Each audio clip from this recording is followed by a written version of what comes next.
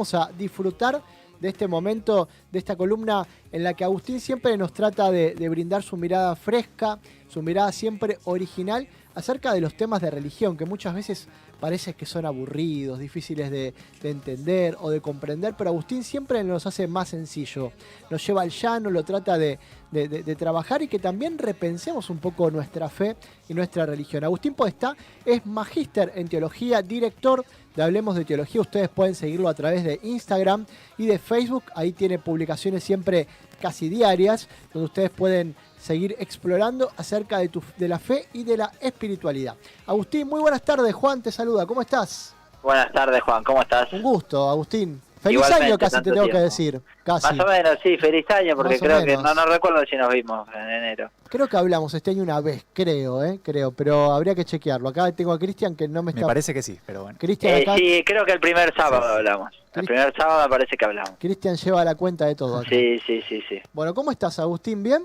Bien. Acá estamos hoy, estoy cuidando acá al crío en casa, así que si escuchan de fondo algún grito o algo, es que lo tengo acá. Acá Cristian tiene anotado un montón de preguntas relacionadas con tus publicaciones de Instagram de esta semana y de estos últimos días. Pero con Agustín... Bueno, bienvenida sea. Así que te vamos a preguntar eso para que no te sorprendas. Dale. Pero quería hablar un poquito sobre algunos sucesos que estuvimos viviendo en este último tiempo, ¿no? El año pasado por ahí hablábamos un poquito de lo que sucedía en Bolivia, cuando fue obviamente el cese de funciones del presidente Evo Morales, de la asunción interina de Yanine Áñez como presidenta interina, donde veíamos una imagen muy particular con ella, con la Biblia en la mano, con un montón de elementos que te hablaban de religión. Después teníamos también la conducta del presidente Andrés Manuel López Obrador en México, donde, frente a una pandemia de coronavirus, andaba con la cruz y con la estampita diciendo, quédense tranquilos que yo no me voy a contagiar porque Dios me cuida. Pero terminamos este año también con la asunción, con el cambio de mando presidencial, también en Estados Unidos, donde Donald Trump y Joe Biden han cambiado, Trump no ha ido a la asunción, pero bueno, se ha dado el recambio presidencial en los Estados Unidos, donde Dios volvió a ser un objeto presente, ¿no? Volvió a estar presente nuevamente en lugares donde la política, por un lado, intenta alejar a la religión, ¿no? Porque quieren separarle el estado de la iglesia, el estado de la religión, pero por el otro lado vemos que Dios sigue siendo un elemento de utilización política por parte de muchos gobiernos, ¿no? ¿Cuál es tu mirada respecto por ahí a alguno de estos acontecimientos que parecen aislados, pero que todo tiene que ver con todo, ¿no? Sí, es un tema complejo. No, está muy bien. Hemos hablado algo ya en el pasado, sí. Y de hecho cuando fue todo lo de esto de Biden, me apareció gente que estaba volviendo a ver en Instagram la nota de la del año pasado. Brillante, sí. O sea, me apareció raro y dije, ¿por qué pasó? Y ahí me enteré todo lo de Biden y más, o sea, como que el tema volvió, ¿no? a resurgir. Y que estaba ahí en el estudio, me lo puse a ver porque digo, uy, mira el video que estábamos ahí en el estudio en enero del año pasado, casi que otro mundo, ¿no? Casi que era otra vida. Bueno, digo, pre-coronavirus, ¿no? Bueno, Estados Unidos tiene una tradición de relación con la iglesia o las iglesias que en realidad es distinta a la nuestra, porque nosotros traemos la herencia latina, la herencia de los países europeos, Italia, España, Francia en alguna medida, pero sobre todo Italia y España. Estados Unidos hereda la relación con las religiones desde la cosmovisión del anglicanismo, que viene con la reforma, no quiero poner muy técnico, ¿no? Pero que viene con la reforma de los Tudor, Enrique VIII, aquel conflicto con Ana Bolena, quizás lo tienen presente. Sí. Desde ahí viene la iglesia anglicana, ¿no? En tiempos de las reformas, y la relación con el Estado es mucho más estrecha, pero a la vez es mucho más libre. Quiero decir, es otro modelo, ¿no? Cuando se estudian los modelos de relación iglesia y Estado, el modelo norteamericano, que es el modelo anglosajón, que está presente en otros países también de Europa, es distinto al que tenemos nosotros, ¿no? Cuando hablamos de la relación iglesia y Estado, es distinto. Ellos tienen mucha más independencia, el Estado de las iglesias, porque la Iglesia Católica no es la principal en Estados Unidos. en las religiones oficiales reconocidas como oficiales, pero las religiones también tienen cierto poder civil, a diferencia, por ejemplo, en nuestro país. Pongo un ejemplo clarísimo, rápido, que todos tenemos en la cabeza, que es en las películas. En las películas de Estados Unidos, el pastor, el sacerdote, cuando los casa, dice: por el poder que me confiere el Estado. Sin duda. Y el cura dice: por el poder que me confiere el Estado y la Iglesia, los declaro marido y mujer. Pero si no dice: por el poder que me confiere el Estado, y no dice: ¿cómo el ministro religioso habla del Estado? Bueno, porque en Estados Unidos el matrimonio religioso es válido como civil. A diferencia, por ejemplo, de nosotros, que en la relación Iglesia y Estado tenemos un motivo de los más conflictivos, ¿no?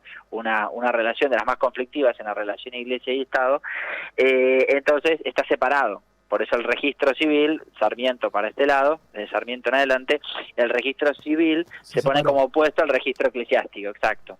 No lo que antes era solo el registro eclesiástico, que valía como civil, desde los liberales, digamos, de las generaciones pre del 80 y del 80 en adelante, es la relación más trabada, más enemistad. Bueno, la cosa es que en Estados Unidos la Biblia, sobre todo por la herencia más protestante, más bien anglicana en este caso, ¿no? Pero la importancia de la Biblia se la usa para todo. También lo vemos en las películas, que todos, en los juicios, por ejemplo, ¿no? Que juran decir la verdad con la mano en la Biblia, ¿no? Sí. Como que la Biblia es la garantía de que Dios está presente en la honestidad. Y los presidentes juran, en general, en Estados Unidos, con la mano en la Biblia, ¿no? En el caso de Biden, concretamente, el conflicto que se da, en particular, a diferencia de los otros presidentes, es que Biden es católico. Claro. Eso, si se quiere, es como la novedad, ¿no? El otro día, cuando surgió todo este problema, me puse a ver, y es el segundo presidente católico. El primero fue Kennedy, y el segundo es él, en la historia de Estados Unidos. Entonces, bueno, en la Iglesia Católica, digamos, generó un poco de revuelo por este tema, ¿no? Porque él se reconoce como católico y de hecho va a misa, asiste a misa regularmente, lo cual también es raro para un demócrata, ¿no? Porque por lo general los demócratas suelen tener más tradición más liberal, ¿no? Más contraria a la religión. Por lo general ¿cómo es? Los republicanos suelen ser más de cuño religioso, ¿no? Bueno, es una especie de novedad. Y bueno, ahí surgió toda una discusión si se lo podía considerar o no católico por determinadas acciones políticas, ¿no? Que tienen que ver justamente con el hecho de que él sea demócrata, que tienen que ver con lo que se llama la agenda LGBT, digamos, lo que tiene que ver con la promoción de los derechos para personas homosexuales, y las cuestiones que tienen que ver con las clínicas de aborto en Estados Unidos, ¿no? El aborto legal en Estados Unidos, la promoción de clínicas de aborto.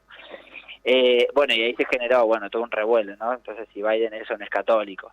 Bueno, el conflicto radicó por ahí, ¿no? Fue como por esos lares. Eso, con esto no sé si le doy como un pantallazo, pero lo que explico un poco me parece como el contexto en el que sucede la situación, ¿no? Por un lado, entender un poco la relación religiones-Estado, porque ni siquiera es la Iglesia, ¿no? Es las religiones y el Estado en Estados Unidos, es bastante particular. Y además, esto de que él se reconozca católico, ¿no? Que también ha generado ahí, de cuando asumió, generó todo un revuelo, ¿no? Sí, sin duda, donde también ha habido un montón de condimentos en la Asunción, donde se mencionaba mucho a Dios, ¿no? Recuerdo una intervención de Jennifer López, creo que hablaba y mencionaba, invocaba ahí a Dios. Siempre es como que hay una invocación en la política de Estados Unidos, como mencionás vos, a Dios, ¿no? Frente a determinadas guerras, triunfos. No nos olvidemos que lo tienen en el dólar, ¿no? También, no nos olvidemos. Está impreso en el billete, como si, sí, ¿no? La confianza en Dios va de la mano con el dinero, ¿no? Bueno, esto viene de otra tradición, creo que lo hemos hablado en el pasado, pero si quieren en algún momento lo conversamos, el tema de cómo esa determinada línea, sobre todo no tanto el anglicanismo, sino de cierto protestantismo, de ciertas ramas protestantes, han unido el bienestar económico, político, a la bendición de Dios. Claro. Que es una vieja tradición del Antiguo Testamento, que en teoría está superada por Jesús, pero algunos leyendo el Evangelio nos dicen, pero mirá que acá Jesús dice otra cosa. Algunos han tomado esta línea, que es lo que se llama lo que llaman las teologías de la prosperidad. Si uno lo googlea, ahí un poco están más o menos con estos nombres, ¿no? Que hay muchos pastores en Estados Unidos que van en esta línea, ¿no? Es decir, que una persona que tiene bienes, es decir, una persona rica en términos económicos, en términos de un país es en términos políticos, ¿no? Bueno, Obama diciendo que Dios bendijo a Norteamérica porque mataron a Bin Laden, ¿no? O sea, esta idea Claro. de que el asesinato de una persona, por más terrorista que sea, es una bendición de Dios. O sea, Dios está de nuestro lado porque nosotros somos los elegidos de Dios para llevar adelante este tipo de cuestiones, ¿no? Por eso, bueno, Dios bendiga a Norteamérica, ¿no? Esta idea de que Dios bendice a Estados Unidos porque Estados Unidos es una potencia. Sí, la justificación de actos políticos arbitrarios, ilegales, ¿no? O inhumanos, como matar a una persona, mencionando a Dios, ¿no? Invocando a Dios como fuente de justificación que es muy común en Estados Unidos, ¿no? Y que en términos económicos es pobre porque quiere, Claro, que eso es gravísimo. O sea, en este caso es peor todavía, ni siquiera el pobre es porque quiere. El pobre es pobre porque es pecador, claro. porque es vago, porque es pecador, porque no cumple con lo que Dios le dice que tiene que hacer, por eso es pobre, ¿no? Y al rico es rico, quizás no porque hace su plata, porque por ahí alguno hace su plata honestamente, ¿no? Pero quizás haya muchos que no. Sin embargo, si son ricos a pesar de, ¿no? Y a costa de los más pobres, bueno, no importa, porque en el fondo son bendecidos por Dios, ¿no? Por eso tienen esos bienes.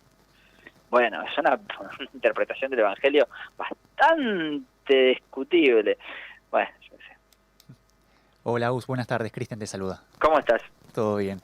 Te adelantaba, Juan, para que nadie te traicione, que tenía algunas preguntas con respecto a publicaciones que fuiste haciendo a lo largo de esta semana en las redes sociales de Hablemos de Teología. Sí. Por ejemplo, pensaba que mucho se le critica a la Iglesia su accionar durante y después de la colonización española en América. Nos movemos Sí. a otro contexto, como verás. Vos, acá te movemos para todos Sí, lados. para sos el todos jugador lados. de todas las Vamos canchas sos, ¿eh? Unos 500 años atrás. Y justamente argumentando que los colonizadores fueron a imponer su cultura a los habitantes originarios de América. Y en ese contexto aparece la figura de alguien que hoy mencionamos al principio del programa, que es San Francisco Javier, justamente Sí, el eso patrono de las misiones, Sí. que tuvo un método de evangelización inverso. ¿Por qué? Porque él mismo se dedicó a aprender la lengua y la cultura de las poblaciones a las que llegaba para poder evangelizar de igual a igual, en este caso en Japón, como bien decíamos.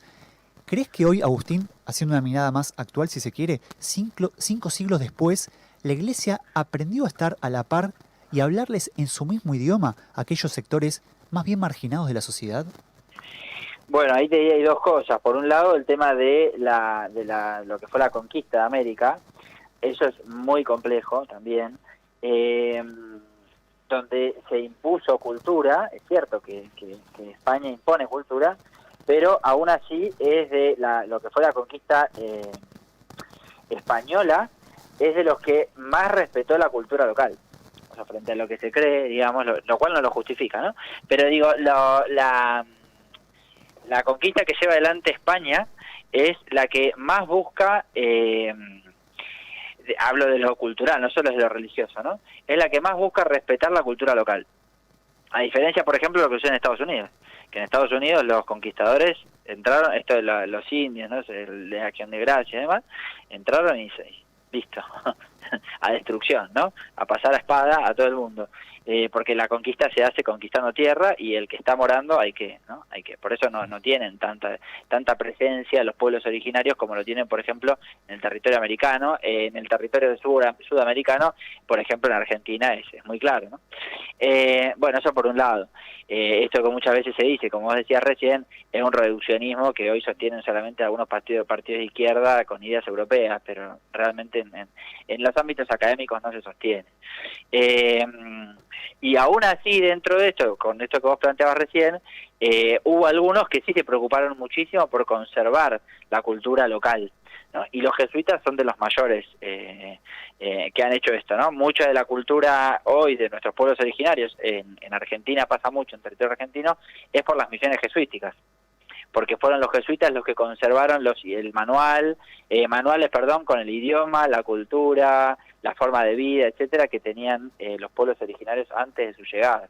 Mucho hoy de los pueblos, de la forma de vida de los pueblos antes de la conquista de América, lo tenemos en general, varias órdenes religiosas, los jesuitas ni hablar.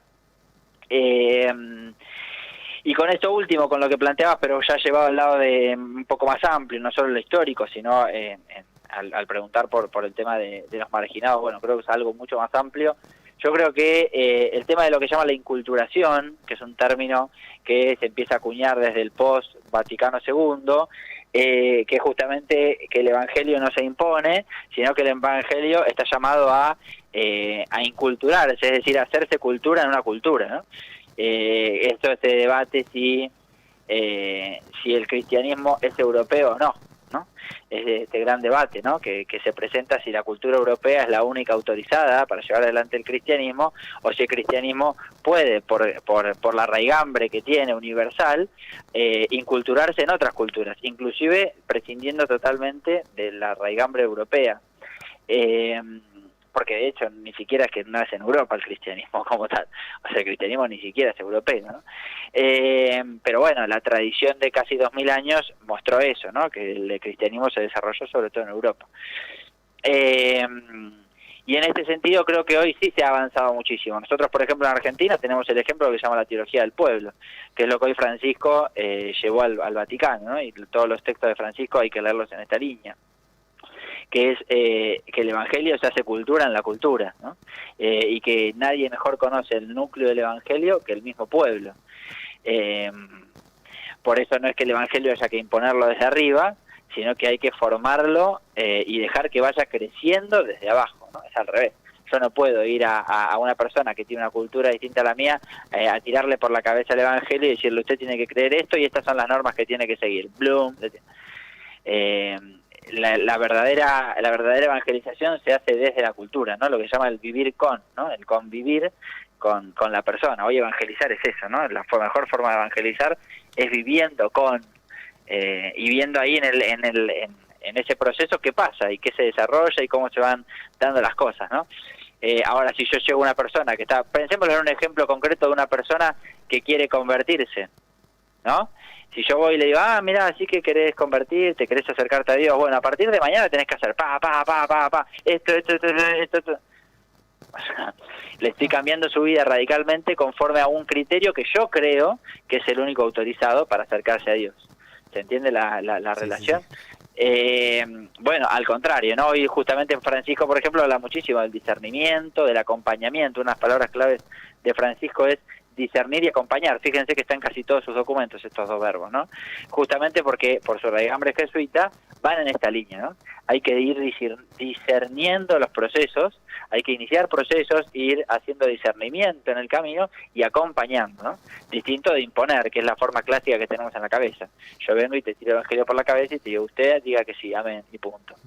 No, hay que acompañar los procesos, ¿no? Aún con las fallas, ¿no? El ideal es bueno, vamos hacia allá, pero sepamos que estamos viendo cómo se va dando la cosa.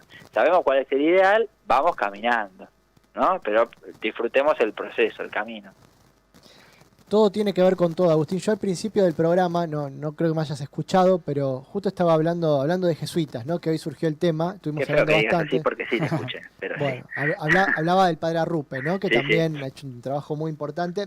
Y pensaba, ¿no? Que ya fue un cambio importante. Vos recién hablabas que el cristianismo se percibe europeo, ¿no? Por lo menos se percibe.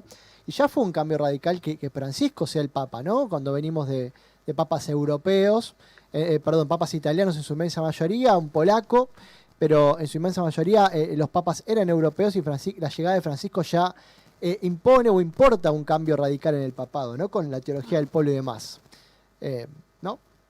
Sí. De hecho fue una novedad, digamos, realmente fue una novedad. De donde no se esperaba ni de casualidad que venga un papa, era el continente americano en general, digamos, de América en general, y bueno, mucho menos Argentina, ¿no? Esto que dice Francisco cuando sale al balcón, ¿no? Que dice, fueron a buscar el obispo de Roma al fin del mundo. Esa frase está llena, ¿no? de símbolos, ¿no? El tema del obispo de Roma, o sea, vuelve a la categoría de que el Papa no es el obispo universal, sino que simplemente el obispo de Roma y con la importancia que Roma tiene para la Iglesia, pero lo fueron a buscar al fin del mundo, como diciendo, evidentemente hay unas ganas de hacer la Iglesia católica desde otro lado, ¿no? Sin duda. Agus, ¿algo más? Que vos, Cris, ¿querías preguntar algo más? No, pensaba en este repaso por ahí para hacer alguna cosita más, ir cerrando ya de a poquito, que veía que en tus redes sociales justamente publicaste un artículo donde criticabas la gran frase, famosa frase, lo dice la Biblia, haciendo alusión a aquellos fundamentalistas que justifican ciertas atrocidades poniendo como excusa la palabra de Dios. Tengo entendido que estás dando clases de teología, por eso te dejamos el espacio para que puedas invitar a todos aquellos que quieran profundizar en el conocimiento de las Sagradas Escrituras. En primer lugar, invitarlos a que sigan las redes sociales de Hablemos de Teología, como siempre lo hacemos, y por ahí también a que se animen a cursar una carrera teológica en el ciclo lectivo 2021 que está por comenzar. Bueno, sí, sería genial. De hecho, el que tenga inquietud me puede escribir. Yo no es que comercialice nada por el estilo, soy solamente una persona apasionada de la teología, pero le puedo decir dónde estudiar, por supuesto. Siempre hay interesados y yo soy un apasionado de la teología y me gusta que la gente profundice en estos caminos. Así que sí, por supuesto. Acá en Argentina tenemos varias propuestas, no muchas, pero tenemos.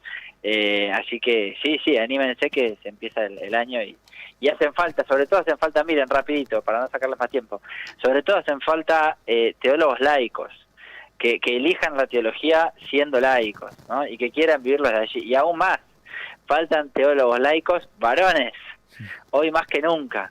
Justo ahora estoy charlando con distintas teólogas feministas el tema de la paternidad, ¿no? Y es cierto que hay poco, porque los grandes pasos que han dado los feminismos en la Iglesia y en la teología abrieron muchísimo el lugar a las mujeres en la Iglesia.